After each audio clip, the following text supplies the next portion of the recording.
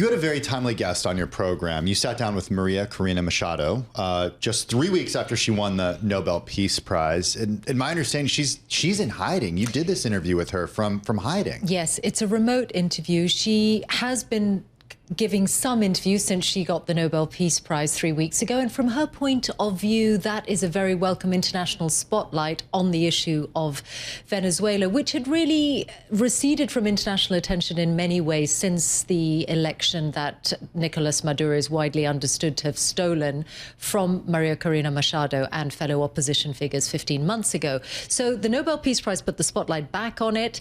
And of course, then, since the strikes on the boats in the Caribbean that the Trump administration says are carrying drugs, since those began 2 months ago, and now we have this massive U.S. military buildup in the Caribbean, the biggest since 1989. So this is perhaps a particularly timely interview because we dropped the episode this morning just as this reporting started to emerge on whether land strikes will be next. And she specifically address the amping up of actions on Venezuela. Let's actually play a little snippet of it, and then we'll come back to you.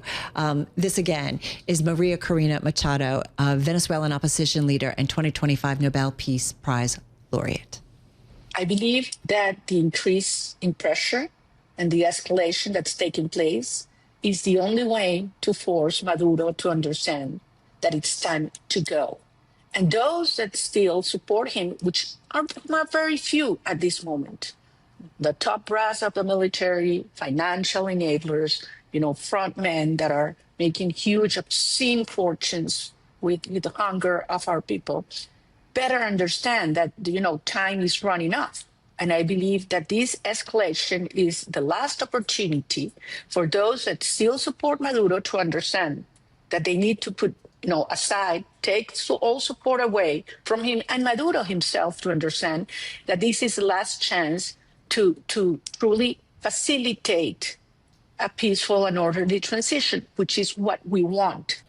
That's Maria Corina Machado, Venezuelan opposition leader and 2025 Nobel Peace Prize laureate on the Mishal Husain show. Mishal here with us right now.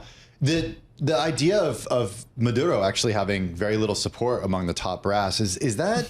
Did she provide evidence? You kind of made a face. Yeah, she doesn't back that up. And this has been quite a frequent refrain. And I can understand why she is putting it that way, painting the regime as on the brink of collapse. But elsewhere in the interview, she says 80% of the military are now against him. We have no idea if that could be true or not.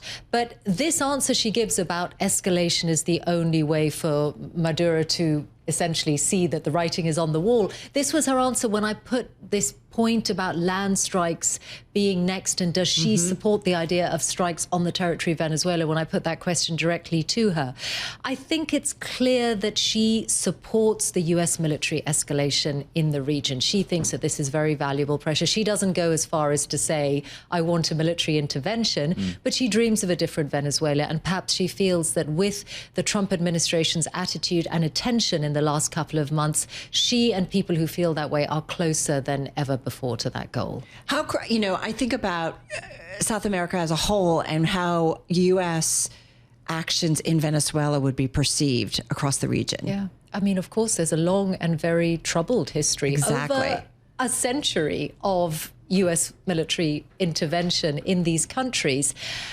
She, in so many ways, she echoes the language of the Trump administration when she's talking not only about her country, but the region. Not only narco-terrorism, she uses the exact phrase that administration figures do, but when she says words to the effect that America's stability and security depends on the Western Hemisphere. This is an echo of the Monroe Doctrine and the fact that this whole region is within America's purview, and that its security is all linked. So she is portraying her country in the United States and others in the region as part of a continuum. I'm curious, too, though, after she got the Nobel Peace Prize, of course, President Trump was hoping to get it. What is the communication between the two, or with the Trump administration? Well, she certainly had that call straight after and she dedicated her prize partly to him. Right. And I'm sure she was trying to keep him on side and think this is a moment where the US is engaged in my country. I don't want this moment to be the one that drives the president away. I asked her particularly about her communications with the administration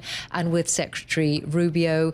she said, of course, I've been in touch with him and my team is in touch with his team. The extent of those day-to-day communications, she wouldn't say. But I also asked, what are you doing, right? What are you doing within the country now? And she said, are you going to call people out on the streets? And she said, people will come out when the moment is right. So I think, in a sense, from her perspective, there's everything to play for in these days. I'm not going to ask you to make a prediction, but you might be speaking to the next leader of the country. Well, she certainly would be the president of Venezuela today had Maduro not blocked her from standing. And then, as the opposition has very credibly put forward their evidence that they won that election, had he not stolen the election from them. So she said, of course, I'm interested in becoming president. But technically, if Maduro was to fall, then Edmundo Gonzalez, who was elected the president 15 months ago, would be the person in place. But she's a very brave person. There's no doubt about it. She is enduring isolation and separation from family members who are in exile. She is living in hiding. She cannot leave. I don't even know if it's her home. Wherever she is, she cannot be seen outside because of the risk of arrest. And she was briefly detained when she appeared in public 9 months ago. Does she stay in the country, just very briefly? She is in Venezuela. That is our understanding. She is in Venezuela. Most other opposition figures are in exile. But yes, she continues to bear considerable risk.